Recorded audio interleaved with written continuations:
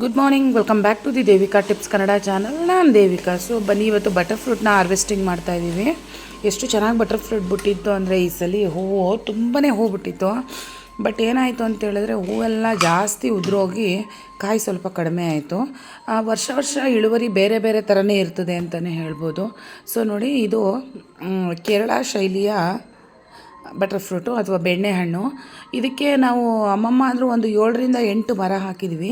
ಇದಕ್ಕೆ ಅಷ್ಟೊಂದೇನು ನಮಗೆ maintenance charges ಇರೋಲ್ಲ. ಅಂದರೆ ಗೊಬ್ಬರ ಹಾಕೋದು, ಔಷಧಿ ಹಾಕೋದು ಆ ಥರ ಏನಿಲ್ಲ. ಹೂ ಬಿಟ್ಟು ಒಂದು 10-15 ದಿನ ಆದಮೇಲೆ ಒಂದ್ಸಲಿ ಸ್ಪ್ರೇ ಮಾಡ್ತೀವಿ ಔಷಧಿನ, ಇಲ್ಲಾಂದರೆ ಇದು ರೋಗ ಬಂದ್ಬಿಡುತ್ತೆ ಅಂತ. ಸೊ ಇದು ವರ್ಷಕ್ಕೆ ಫೆಬ್ರವರಿ ಮತ್ತು ಜೂನಲ್ಲಿ 2 ಸಲ ಇಳುವರಿನ ಕೊಡುತ್ತೆ.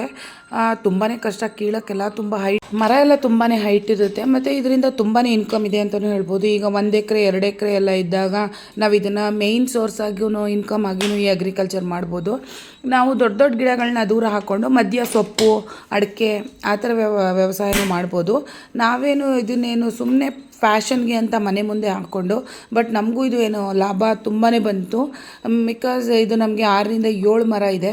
ನಾವು ಇದನ್ನೇನು ಅವರೇ ಬಂದು ಬೇಕ್ರಿಯವರು ಮನೆ ಹತ್ರ ಬಂದು ತೊಗೊಂಡೋಗ್ತಾರೆ. ಮತ್ತು ನಮಗೆಲ್ಲ ಯೂಸ್ ಮಾಡ್ಕೋತೀವಿ. ಮತ್ತು ನಮ್ಮ ರಿಲೇಟಿವ್ಸ್ಗೆ, ನಮ್ಮ ಅಕ್ಕಪಕ್ಕದ ಮನೆಯವ್ರಿಗೆ ಎಲ್ಲರಿಗೂ ನಾವು ಇದನ್ನು ಕೊಡ್ತೀವಿ. ಸೊ ಇದು ಹಳ್ಳಿ ಆಗಿರೋದ್ರಿಂದ ಯಾರೂ ಬಂದು ಕೀಳಲ್ಲ. ಮತ್ತು ಇದು ಕರೆಂಟ್ಗೆ ವೈರ್ ಇರುತ್ತಲ್ಲ, ಅದಕ್ಕೆಲ್ಲ ಹೋದರೆ ಅವರೇ ಬಂದು ಕಟ್ ಮಾಡ್ತಾರೆ. ಈ ಕಡೆ ಏನು ಕರೆಂಟ್ ವೈರ್ ಇಲ್ಲ, ನಮ್ಮನೆ ಆಪೋಸಿಟ್ ಕರೆಂಟ್ ವೈರ್ ಇದೆ. ಸೊ ಇದರಿಂದ ನಮಗೆ ಲಾಭನೇ ಇದೆ. ಮತ್ತು ಇನ್ನೊಂದೇನಂತ ಹೇಳಿದ್ರೆ ನೇಚರ್ನ ನಮಗೆ ಫೀಲ್ ಮಾಡ್ಬೋದು. ಮನೆ ಮುಂದೆನೇ ಹಸಿರು ಗಿಡಗಳಿರೋದ್ರಿಂದ ನಮಗೆ ಆಕ್ಸಿಜನ್ ತುಂಬ ಚೆನ್ನಾಗಿ ಸಿಗುತ್ತೆ ಅಂತಲೇ ಹೇಳ್ಬೋದು. ಸೊ ಯಾರೆಲ್ಲ ಚಾನಲ್ನ ಸಬ್ಸ್ಕ್ರೈಬ್ ಮಾಡದೆ ನೋಡ್ತಾ ಇದ್ದೀರಾ, ಪ್ಲೀಸ್ ಚಾನಲ್ನ ಸಬ್ಸ್ಕ್ರೈಬ್ ಮಾಡ್ಕೊಳ್ಳಿ.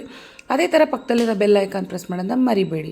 ನಿಮಗೆ ಬೇಗ ನೋಟಿಫಿಕೇಷನ್ ಸಿಗುತ್ತೆ ನಾನೇನಾದರೂ ವಿಡಿಯೋನ ಅಪ್ಲೋಡ್ ಮಾಡೋದ್ರಿಂದ. ಸೊ ಇದು ನನ್ನ ಹಸ್ಬೆಂಡ್ಗೆ ತುಂಬಾ ಇಷ್ಟ, ಗಿಡಗಳು ಹಾಕಬೇಕು ಫ್ರೂಟ್ಸ್ದು ಅಂತ. ನಮ್ಮನೆ ಈವನ್ ಆ್ಯಪಲ್ ಗಿಡ ಇದೆ, ಸಪೋಟ ಅಂತೂ ಮೋರ್ ದ್ಯಾನ್ ವರ್ಷಕ್ಕೆ ನಾವು ಸಪೋಟ ಅನ್ನೋದು ತುಂಬಾ ತಿಂತೀವಿ. ಇದರಲ್ಲಿ ತುಂಬಾ ಹಣ್ಣು ಬಿಡುತ್ತೆ ನಮ್ಮ ಮನೆ ಹತ್ರ. ನಮ್ಮನೆ ಮರದಲ್ಲಿ ಪ್ರತಿಯೊಂದು ಆ್ಯಪಲ್ ಗಿಡ ಇದೆ, ಗ್ರೇಪ್ಸ್ ಗಿಡ ಇದೆ, ಮತ್ತು ಪಿಯರ್ ಫ್ರೂಟ್ ಅಂದರೆ ಮರ ಸೇಬು ಅನ್ನೋ ಮರ ಇದೆ, ಪ್ರತಿಯೊಂದು ಇದೆ. ಬಾಳೆ ಗಿಡ ಇದೆ, ಬಾಳೆಗೊನೆನೂ ಬಿಡುತ್ತೆ. ಕನಕಾಂಬರ ಗಿಡ ಇದೆ, ರೋಸ್ ಇದೆ, ಪ್ರತಿಯೊಂದನ್ನು ಇಟ್ಕೊಂಡಿದ್ದೀವಿ. ಆ ಥರ ನಾವು ನಮ್ಗೆ ಏನು ಬೇಕು ಅದನ್ನು ಮೇಂಟೈನ್ ಮಾಡ್ಕೋತೀವಿ ಗಿಡಗಳನ್ನ. ಇದರಿಂದ ಏನು ನಮಗೆ ತುಂಬ ಏನು ವರ್ಕ್ ಇದಕ್ಕೆ ಪ್ರೆಷರ್ ಕೊಟ್ಟು ಮಾಡಬೇಕು ಅನ್ನೋದೇನಿಲ್ಲ. ಒಂದು ಮರ ಹಾಕ್ಬಿಟ್ರೆ ನೀಟಾಗಿ ಅದು ಬರುತ್ತೆ.